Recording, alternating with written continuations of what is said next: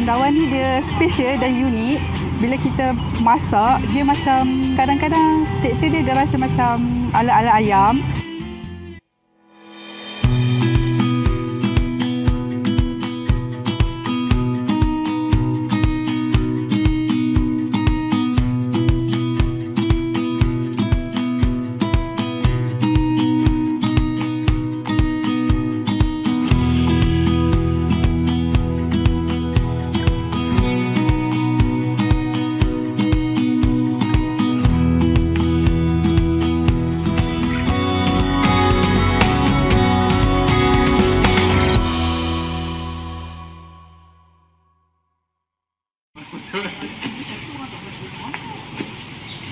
Getah pernah menjadi komoditi utama negara suatu ketika dahulu. Namun harganya yang rendah di pasaran dunia ketika ini memberi kesan kepada pekebun kecil getah seluruh negara. Ismail Ibrahim, 63 tahun, antara penduduk kampung di Padang Terap, Kedah yang masih bergantung hidup kepada hasil getah. Menerusi hasil torehan di kebun ini, dia hanya mampu memperolehi pendapatan sekitar RM1,000 sebulan. Namun begitu, Ismail tidak mudah menyerah kalah. Dia mencari alternatif lain bagi menambah pendapatan keluarganya. Dengan bantuan daripada Jabatan Pertanian Daerah Padang Terap, Ismail memulakan projek penanaman cendawan Valvriella dalam kebun getahnya ini sejak 3 tahun lalu.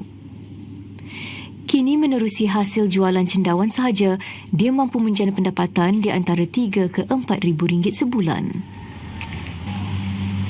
Ismail antara puluhan penduduk kampung Padang Terap yang mendapat bantuan awal kerajaan bagi mengusahakan cendawan baka baharu ini.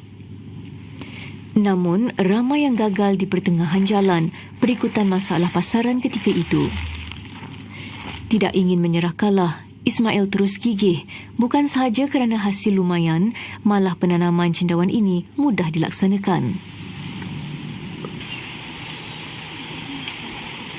Cendawan ni bagi saya memang mudah lah untuk tanam cendawan. Dia sebagai yang kata 3T lah.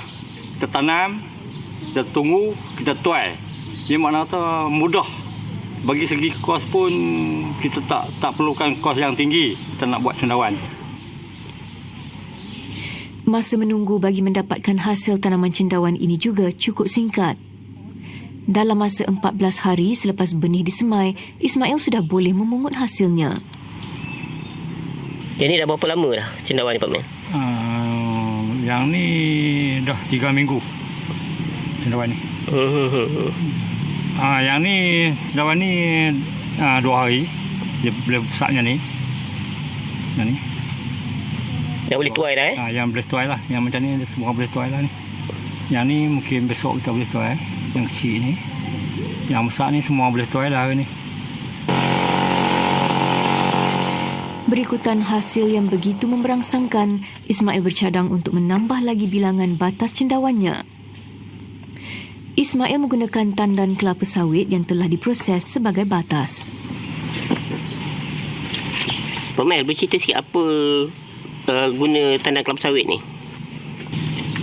Okey, tandan sawit ni kita guna sebagai media untuk tanam cendawan BB, Valvriella.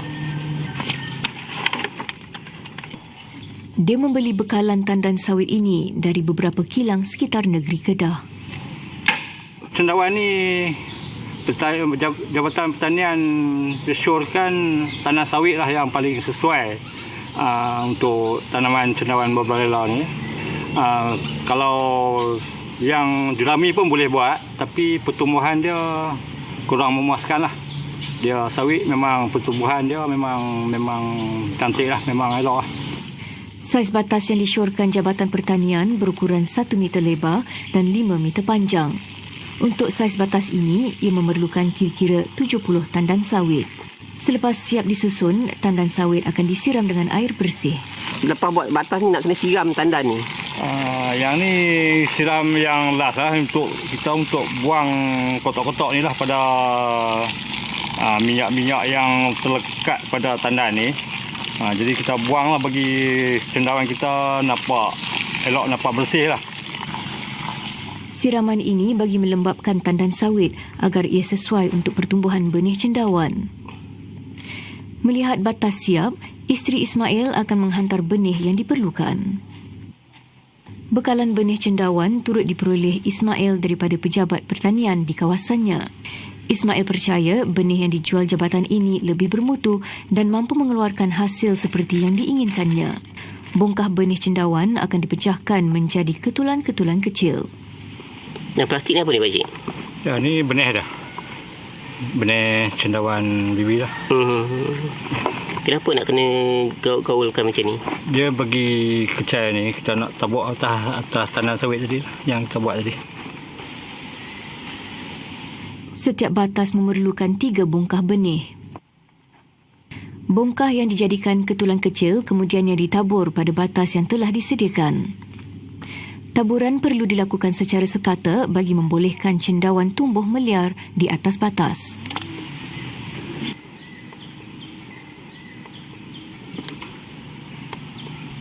Kita dapat hasil dari mula tabur benih selama 14 hari kita dah dapat hasil.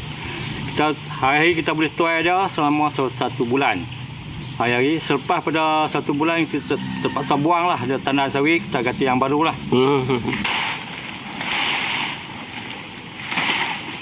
Bagi menggalakkan pertumbuhan anak cendawan, batas akan ditutup menggunakan plastik hitam. Penggunaan plastik ini bertujuan untuk mengekalkan kadar kelembapan. Tujuan kita tutup plastik hitam ni, dia untuk tujuan dia yang pertama untuk pencamahan benih dia lah. Yang satu lagi untuk cendawan ni dia untuk pertumbuhan dia gunakan lembap, tanah yang lembap lah untuk pertumbuhan dia cendawan ni. Dalam memastikan mutu cendawan, Jabatan Pertanian akan menghantar pegawainya dari semasa ke semasa untuk menemui pekebun yang terlibat dalam program ini.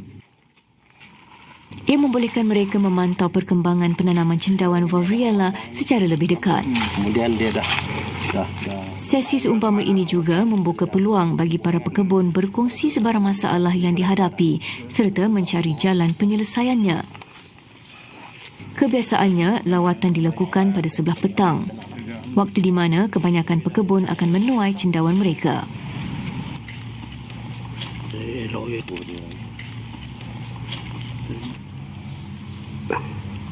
Kita cari indeks yang macam ni.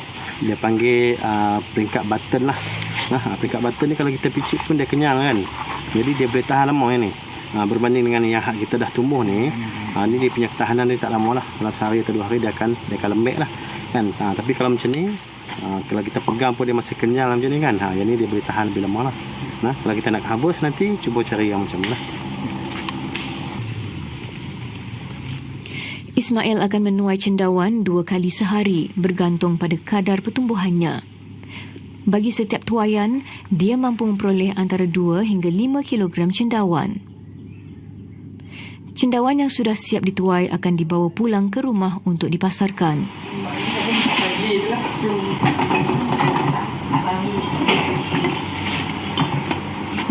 Nur Amiza Ahmad Sukri adalah antara pembeli tetap cendawan Valeriella yang dikeluarkan Ismail. Setiap hari, Amiza akan ke rumah Ismail untuk mendapatkan bekalan cendawan. Mula menjadi pembeli tetap sejak setahun lalu, dia memerlukan di antara 2 hingga 5 kilogram cendawan Valeriella sehari untuk kegunaan gerainya yang terletak di Pekan Kuala Nerang. Saya buat di kedai untuk buat cendawan goreng yang bulat-bulat macam ni. Kalau yang kembang sikit-sikit ni pun kita boleh buat goreng jugalah. Kalau yang macam ni nanti saya akan masuk dalam mushroom soup ataupun untuk nasi goreng dengan Maggi udang galah. Kuala Nerang, Kedah. Gerai ini menyediakan pelbagai masakan yang berasaskan cendawan Valeriella. Di sini, Amiza dibantu ibu dan anaknya. Antara hidangan yang popular di sini adalah sup cendawan bersama roti bawang putih, nasi goreng dan mi cendawan. Manakala cendawan Valeriella goreng menjadi hidangan yang paling mendapat sambutan di sini. Cendawan yang disalut tepung akan digoreng garing dan dihidang bersama mayones dan sos keju. Cendawan ni masa first saya buka kedai memang sambutan dia kurang sikit sebab orang baru nak kenal cendawan. Lepas tu bila dah lama-lama diorang dah try, daripada makan, cendawan ni dapat sambutan yang tinggi lah. Disebabkan dia punya cendawan ni dia punya kandungan protein dia tinggi. Dengan hidangan yang ditawarkan di sini, Amiza mampu memikat pelanggannya untuk berkunjung ke sini secara tetap. Tidak kurang juga pelanggan baharu yang mengunjungi kedai ini atas saranan dan komen positif daripada orang ramai. Cendawan ni dia special dan unik. Bila kita masak, dia macam bila kita goreng, kadang-kadang tekstur dia rasa macam ala-ala ayam. Lepas tu saya buat cendawan goreng. Bila untuk masakan, bila dia masuk dalam mushroom sup dalam nasi goreng tu, kita gantikan dia sebagai ayam. Walau letih dengan tugasan sebagai kerani di sekolah rendah berhampiran, kehadiran pelanggan yang semakin bertambah menjadikan Amiza semakin bersemangat untuk mempelbagaikan lagi hidangan cendawannya.